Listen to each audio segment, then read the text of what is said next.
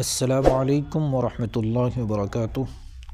معزز ناظرین کرام، امید ہے کہ آپ حضرات خیر و عافیت سے ہوں گے۔ اس سے پچھلی ویڈیو میں ہم نے حرف غنہ کا قاعدہ پڑھا تھا۔ آج ہم حرف مشدد اور حرف غنہ دونوں قاعدوں کی مشق کریں گے اور آج تختی نمبر 15 پڑھیں گے۔ چلیے شروع کرتے ہیں۔ تختی نمبر 15، تشدید اور حرف غنہ کے قاعدے کی مشق۔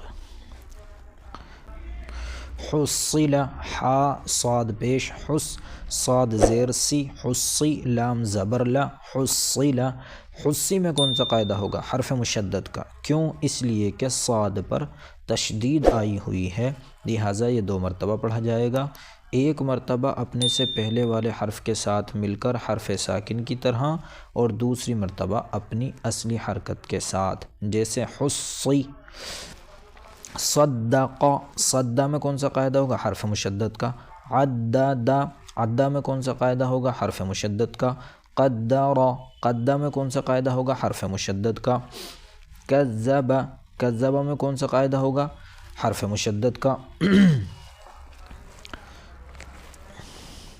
یہ دیکھیے آگے، نعم، نعم میں کون سا قاعدہ ہوگا؟ حرف مشدد کا۔ کیوں؟ اس لیے کہ عین پر تشدید آئی ہوئی ہے، لہٰذا یہ 2 مرتبہ پڑھا جائے گا۔ ایک مرتبہ اپنے سے پہلے والے حرف کے ساتھ مل کر حرف ساکن کی طرح، جیسے نع، اور دوسری مرتبہ اپنی اصلی حرکت کے ساتھ، جیسے ع، نع، 2 مرتبہ ہو گیا۔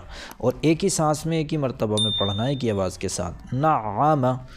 اگلی مثال، یظن، یظن، ظن میں کون سا قاعدہ ہوگا؟ حرف غنہ کا۔ یہاں پر حرف مشدد کا قاعدہ نہیں ہوگا۔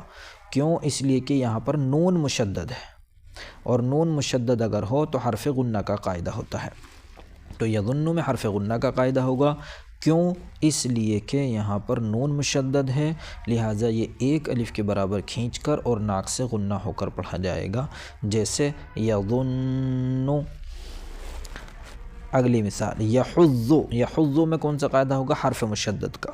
جنت، جنت میں کون سا قاعدہ ہوگا؟ حرف غنہ کا۔ کیوں؟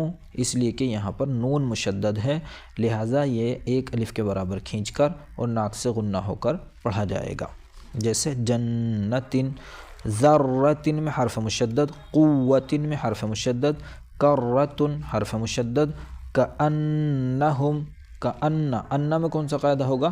حرف غنہ کا۔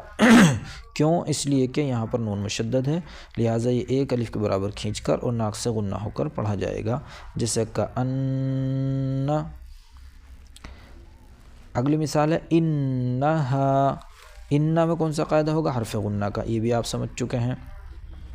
اس کے بعد ہے امیہا، امی میں کون سا قاعدہ ہوگا؟ حرف غنہ کا۔ کیوں؟ اس لیے کہ یہاں پر میم مشدد ہے، لہٰذا یہاں پر یہ 1 الف کے برابر کھینچ کر ناک سے غنہ ہو کر پڑھا جائے گا، جیسے انہا امیہا، امی میں بھی یہی قاعدہ ہوگا حرف غنہ کا۔ بہن، اس میں بھی حرف غنہ کا قاعدہ ہوگا۔ کنہ، کنہ میں بھی حرف غنہ کا قاعدہ ہوگا۔ ثم، یہاں بھی حرف غنہ کا۔ لما، یہاں بھی حرف غنہ کا۔ عطلت، عطی میں کون سا قاعدہ ہوگا؟ حرف مشدد کا۔ کورت، یہاں حرف غنہ کا۔ تطلع، یہاں بھی حرف مشدد کا، اور کورت میں بھی حرف مشدد کا۔ تحدث، یہاں بھی حرف مشدد کا قاعدہ ہوگا۔ تو یہ آج کی تختی تھی جو ہم نے مشق کی۔ امید ہے کہ آپ حضرات کی سمجھ میں بہت اچھی طرح سے آیا ہوگا۔ انشاءاللہ اب یہ نون ساکن اور تنوین کے قواعد شروع ہونے والے ہیں۔ یہ 5 قاعدے پڑھنے کے بعد انشاءاللہ ہم قرآن کریم کو کھول کر اس میں اجرا کریں گے، اور پھر اچھی طرح سے آپ حضرات پڑھنا سیکھ جائیں گے۔ السلام علیکم ورحمۃ اللہ وبرکاتہ۔